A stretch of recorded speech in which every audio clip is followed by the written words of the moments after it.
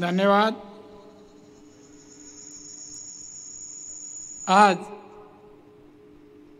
आपल्याकडे कणकवलीमध्ये नवनिर्माण सेनेचे माननीय अध्यक्ष राजजी ठाकरे आलेले आहेत। त्यांचं मी आपल्या सर्वांच्या वतीने स्वागत करतो। या सभेला उपस्थित माननीय राजजी ठाकरे, सन्माननीय दीपक केसरकरजी शिक्षण मंत्री, सन्माननीय बाळा नांदगावकर, सन्माननीय आमदार नितेश राणे, सन्माननीय आमदार राजू पाटील, माननीय आनंदराव अडसूळ, सन्माननीय नितीन सरदेसाईजी, सन्माननीय अविनाश अभ्यंकर, सन्माननीय प्रभाकर सावंतजी, सन्माननीय ज्ञानेश्वर म्हात्रेजी, सर्व उपस्थित भारतीय जनता पक्ष, नवनिर्माण सेना आणि महायुतीचे मित्र पक्षाचे सर्व पदाधिकारी, बंधू भगिनींनो आणि मित्र आणि पत्रकार मित्र, लोकसभेची निवडणूक अवघ्या 2 दिवसावर येऊन टेपलेली आहे। 7 तारीखला होऊ घातलेल्या या लोकसभेच्या निवडणुकीच्या प्रचारार्थ म्हणून ही आजची सभा आहे। या सभेसाठी माननीय राजजी ठाकरे आलेले आहेत। त्यांना मी आमंत्रण दिलं, एक फोन केला आणि सांगितलं, राजजी आपण कोकणात या। मी पुढे काही बोलण्या अगोदरच म्हणाले मी येणार। शब्द द्यावा आणि तो पुरा करावा, त्याला म्हणतात राजजी ठाकरे। आणि म्हणून आज ते आले आहेत। हा जो कोकणातला लोकसभेचा मतदारसंघ आहे, सावंतवाडी ते चिपळूण 300 किलोमीटर अंतर आहे। काल रत्नागिरीमध्ये माननीय अमितजी शाह यांची सभा झाली। त्या सभेमध्ये आपण परत मोदी साहेबांना, नरेंद्र मोदी यांना तिसऱ्यांदा पंतप्रधान का करावं यावर ते बोलले। गेल्या 10 वर्षात 2014 ते आज मितीपर्यंत गेल्या 10 वर्षात माननीय मोदी साहेबांनी या देशासाठी, देशाच्या अर्थव्यवस्थेसाठी, विकसित भारत बनवण्यासाठी, आत्मनिर्भर भारत बनवण्यासाठी जे काम केलं, हे पाहता मोदी साहेब परत तिसऱ्यांदा यावेत आणि भारत महासत्ता बनवण्याचं काम त्यांच्या हातून व्हावं। अमित शाह म्हणाले, यासाठी आपल्याला माननीय नरेंद्र मोदी साहेब पाहिजे। मित्र, मी यापूर्वी म्हणालो, 2014 साली भारत जागतिक अर्थव्यवस्थेमध्ये 11 नंबरवर होता। आज भारत 5व्या क्रमांकावर आहे। 10 वर्षात 5व्या क्रमांकावर आहे। पण त्याच वेळी मोदी साहेब म्हणाले, आता भारत 5व्या क्रमांकावर आहे, पण 2030 साली भारत 3ऱ्या क्रमांकावर जाणार आहे, आम्ही आणणार आहोत। मोदी साहेबांनी या 10 वर्षात एका बाजूला देशाची अर्थव्यवस्था सुधारली, तर दुसऱ्या बाजूला 140 कोटी जनता या देशात आहे, त्यांचं जीवनमान सुधारण्यासाठी त्यांनी प्रयत्न केले। तेवढ्यात 2020ला कोरोना आला।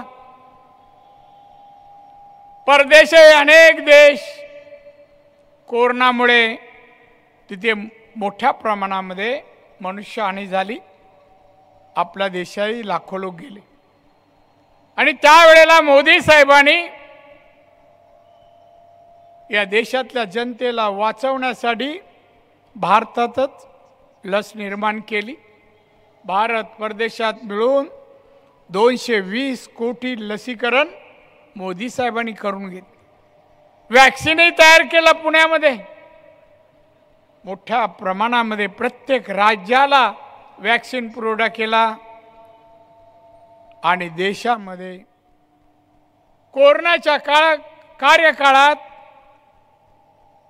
जे लोक मोठ्या प्रमाणात मृत्युमुखी पडत होते त्यांना वाचवण्याचं काम आमच्या मोदी साहेबांनी केलं.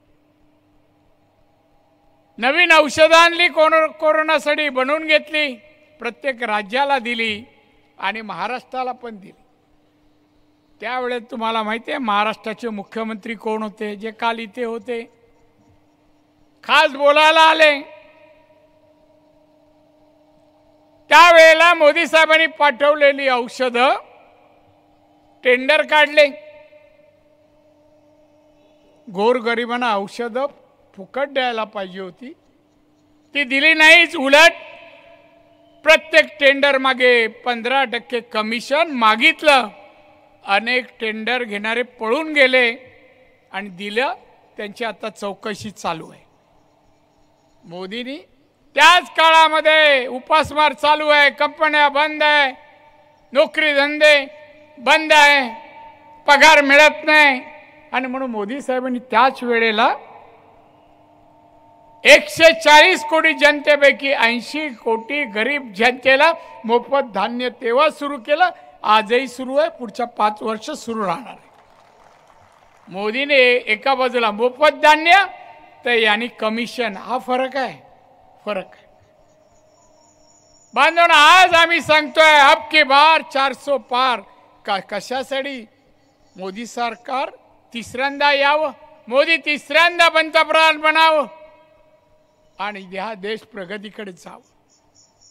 महिलांसाठी किती योजना आणल्या? एकूण 54 योजना मोदीने आतापर्यंत 10 वर्षात जाहीर केल्या. प्रत्येक तालुक्यामध्ये 60% 70% लाभार्थी आहेत. महिलांसाठी किती योजना? मुद्रा योजना आणली. मुद्रा योजनेमध्ये गॅरंटी नाही आणि व्याजही नाही. महिलांची ग्रामीण भागात अडचण शौचालयाची होती. मोदी साहेबांनी किती शौचालय 10 वर्षात दिले? 11 कोटी 72 लाख शौचालय दिले, तर 8 कोटी घरांना नळाने पाणी दिलं. 4.25 कोटी गरिबांना घर नव्हती, छत नाही, पक्की घरं दिली. 4.25 कोटी लोकांना. घरात आजारी माणूस पडला आणि पैसे जर नसेल तर माणूस जगत नाही, हॉस्पिटल नेऊ शकत नाही, घरात पैसा नाही. हे ओळखलं मोदी साहेबांनी आणि एक योजना चालू केली, आयुष्यमान भारत. 5 लाखाची मदत. बांधवनं काय सांगतोय? आम्ही सांगतो आम्ही काय केलं 10 वर्षात. जी दुसरी आघाडी आहे ना, ज्या आघाडीचे लोक नेते फिरतायत देशभर, फक्त मोदी साहेबांना शिव्या घालणं, हे सरकार परत निवडून येणार नाही ची हमी देत आहेत. पण मोदीने केलेलं काम आणि कार्य याच्यावर काय बोलत नाही आणि स्वतःचंही काम सांगत नाही. काय केलं? आपल्या राज्यात 2.5 वर्ष शिवसेनेचे मुख्यमंत्री होते उद्धवजी ठाकरे. या 2.5 वर्षात त्यांनी जनहितासाठी, लोकहितासाठी, शेतकरी, कामगार काय केलं सांगावं काहीतरी. त्यांनी शिव्या घालायला निवडणुकीनंतर आपण तुम्हाला मैदानं खुली करून देऊ आणि स्टेजी बांधून द्या शिव्या, कारण दुसरं काही येतच नाही. मला पत्रकाराने एक प्रश्न विचारला. प्रश्न असा होता, उद्धवजी ठाकरे आणि राजजी ठाकरे काय फरक? मला फरक प्रत्येक 2 माणसात असतो आणि हा फरक फारच आहे. नाही कोणता? मला राजजी ठाकरे मी ओळखतो ते असे आहेत, माणुसकी जोपासणारे राजजी ठाकरे, मैत्रीचं पावित्र्य टिकवणारे राज ठाकरे, दिलेला शब्द पाळणं हे राजजी ठाकरेंचं वैशिष्ट्य आहे. वक्तृत्व आणि एखादा विषय जनतेला समजून सांगायचा, पटवून सांगायचा, तो त्यांना आत्मसात काही स्किल कौशल्य फक्त राज ठाकरेमध्ये आहे. राज ठाकरे राजकारणाचा अभ्यास विद्यार्थी सेनेचे अध्यक्ष असल्यापासून मी पाहतोय. कोणताही विषय चर्चा आणा, त्या विषयाला न्याय द्यायचं काम आतापर्यंत राज ठाकरेंनी केलेलं आहे. असे आमचे राज ठाकरे.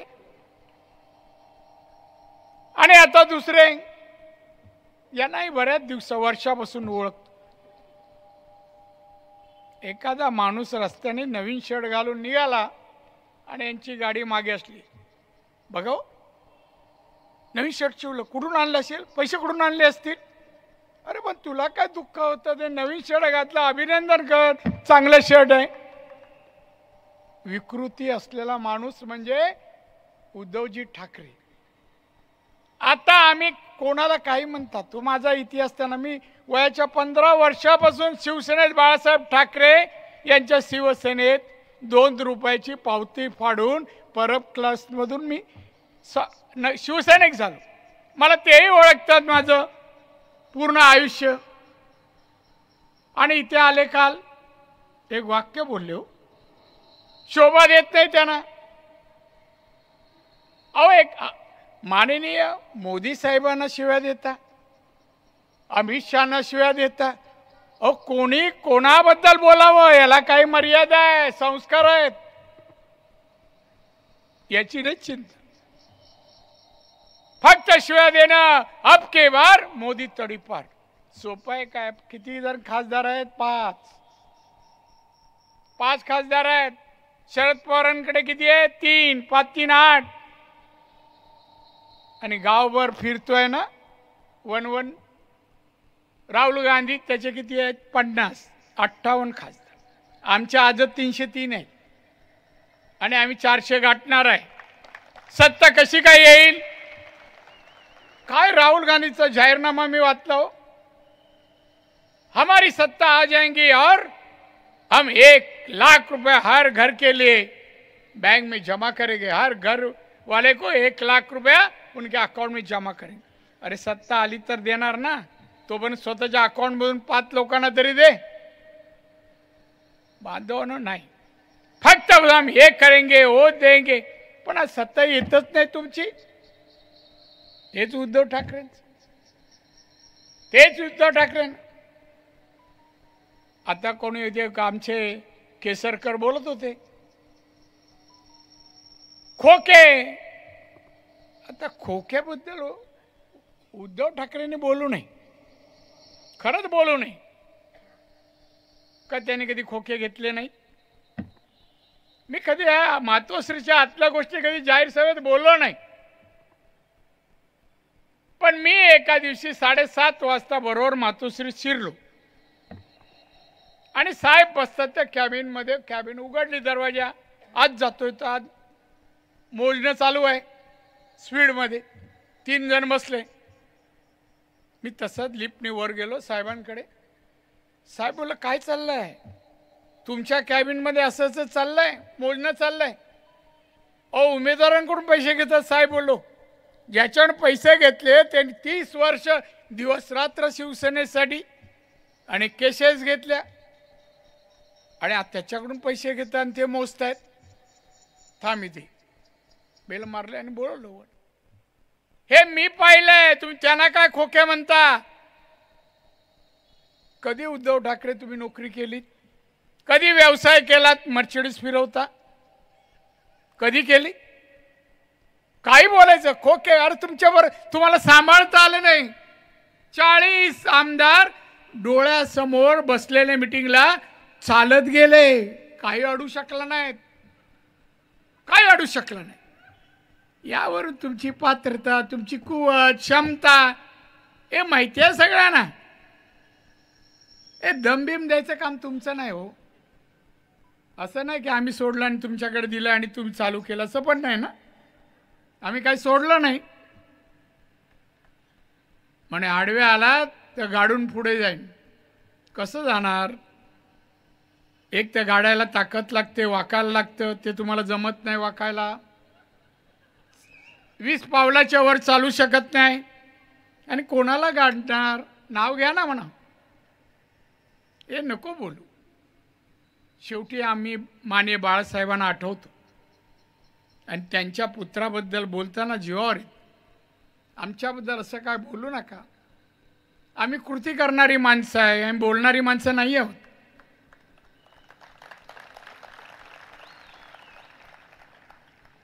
हा सिंधुदुर्ग जिल्ह्यात साहेबांनी मला पाठवलं 90 साली. नारायण जा, तिथल्या लोकांनी तुला मागणी केली, जा तिथे. गेलं साहेब मला ओळखत नाही कोण, तुला जावं लागेल. आणि आलो. 34 वर्ष आली. काय नाही सिंधुदुर्गात केलं तुम्हीच सांग, मला सांगायची गरज नाही. काल कोणतरी उठून सांगायला पाहिजे होतं. ही जी सगळी धरणं आहेत ना, मोठी, मध्यम आणि लघु, सगळी धरणं मी सुरू केली. पाणी टंचाई सिंधुदुर्गात नाही. अगदी उंच उंच डोंगरावर जे धनगरवाडे आहेत ना, वीज मी पोचवली. एक घर असलं तरी वीज त्याच्या घरात आहे. अंधारात कोण सिंधुदुर्गात नाहीये.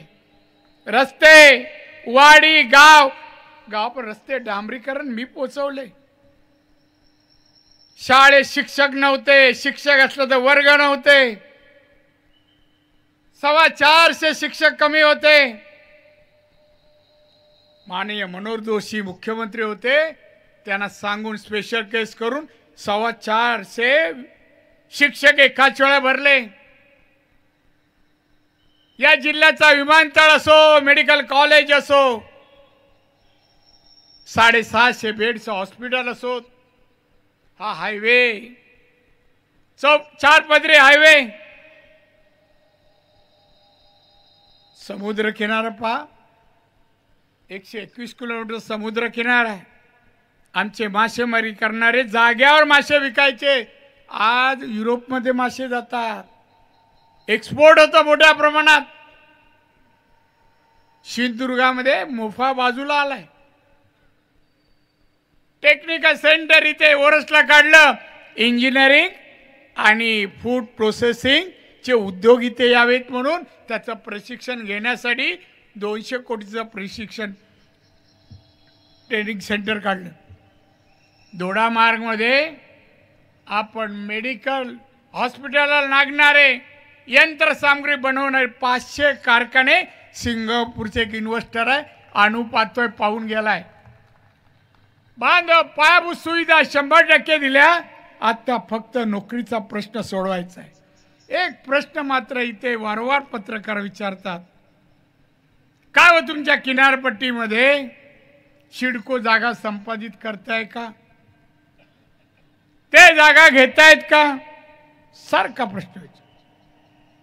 मी सांगू इच्छितो, जर सरकारी अधिकारी कोण असतील, असं काय म्हणत जरी असेल ना, सिंधुदुर्ग किंवा कोकणातल्या कुठल्याही किनारपट्टी सिडकोने 1 इंच जागा खरेदी करायला देणार नाही, ॲक्विशन करायला देणार नाही. इकडे ॲक्विशन करायचं आणि दुसऱ्याला द्यायचं. इथे नाही. आम्ही मरीन पार्क नाही होऊ दिला हो जपान सरकारचं, मासेमारीवर परिणाम होईल म्हणून नाही दिला. संविधान नवीन पुढी सोडली.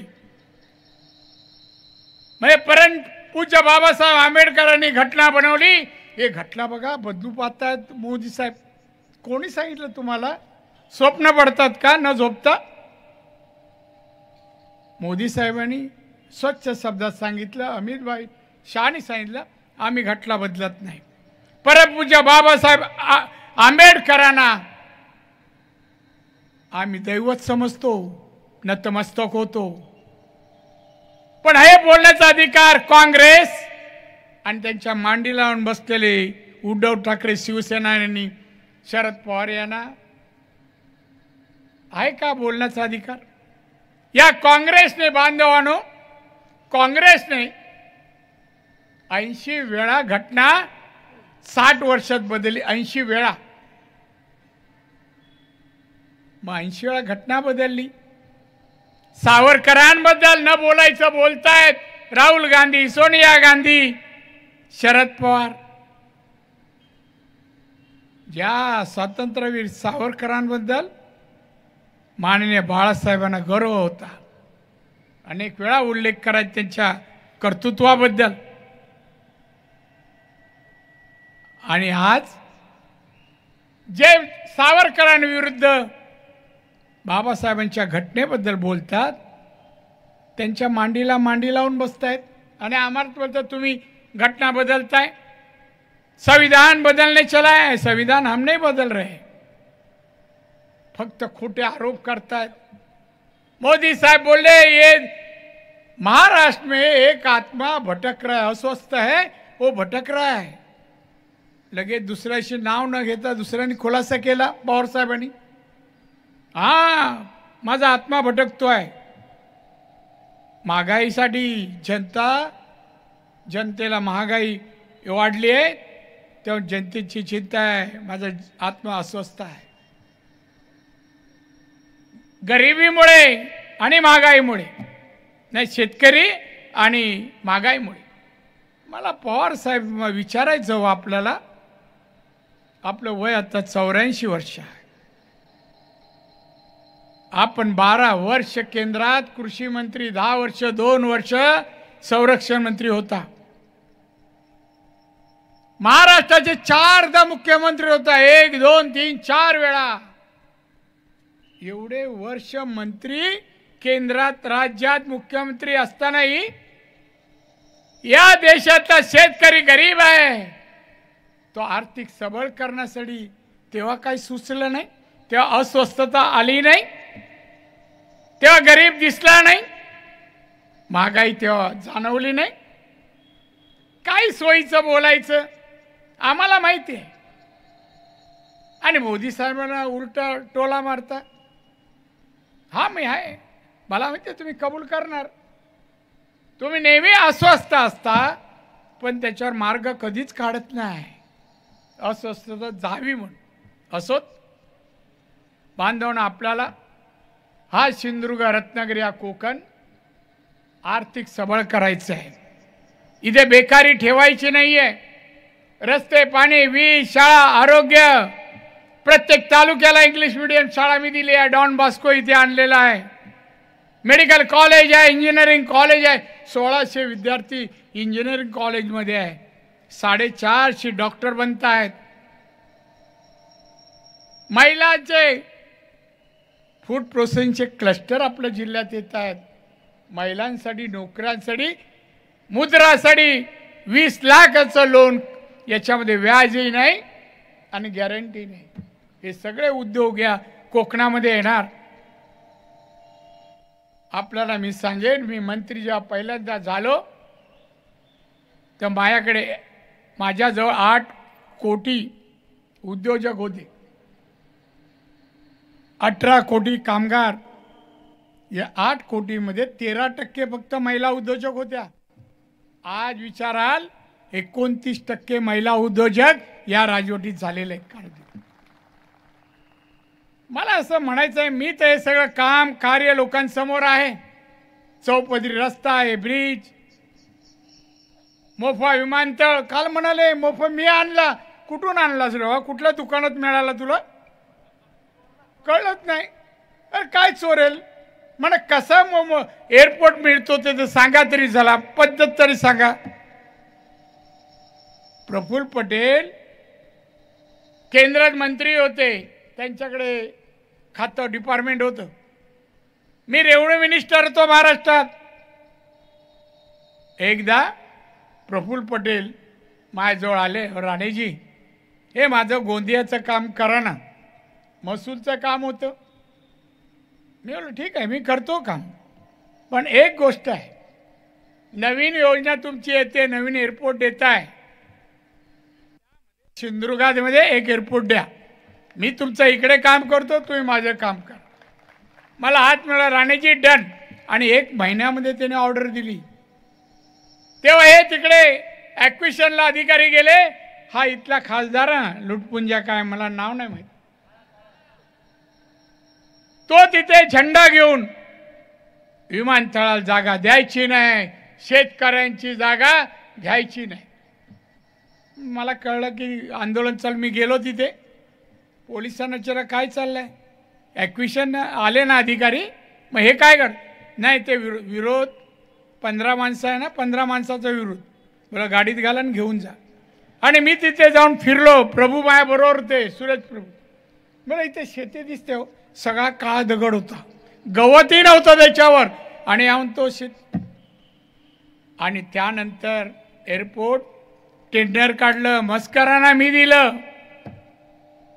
का मस्करांचे वडील त्यावेळेला PWDची कामं ब्रिजचे वर करायचे, माझ्या ओळखीचे. त्यानं ते काम दिलं. टेंडर हे रूपांतर बांधून झाला बांधवानो. आणि बांधून झाल्यानंतर उद्घाटन होतं. मी थोडं 5-7 मिनटं माझं हेलिकॉप्टर लेट आलं.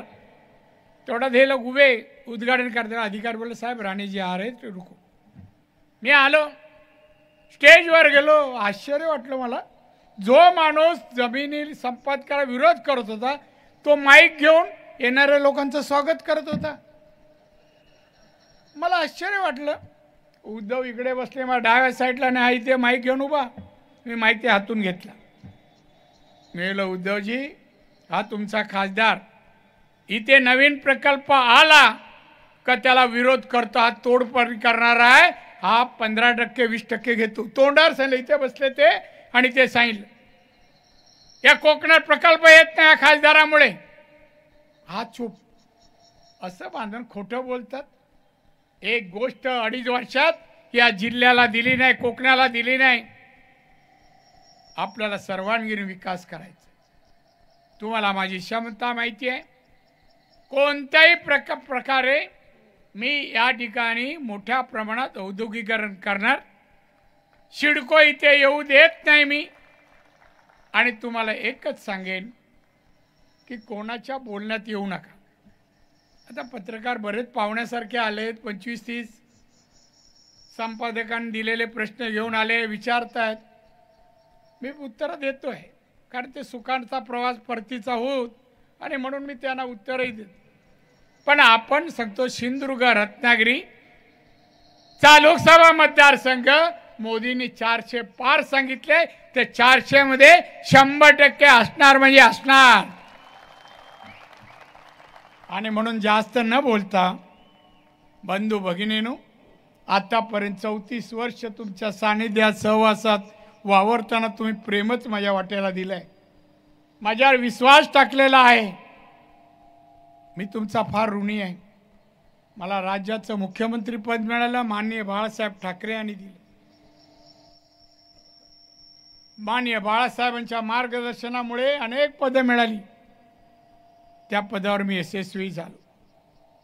आज खरं म्हणजे ही निवडणुकीसमोर लोकसभेमध्ये मी जात असताना माननीय बाळासाहेबांची आठवण येते.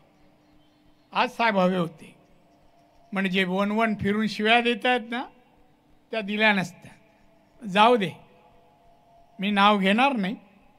त्यांनी जे काय पत्रकारांच्या भाषेत बोलले ना, आडवा गेला तर अमुक तमुक, त्या दिवसाची वाट बघतोय.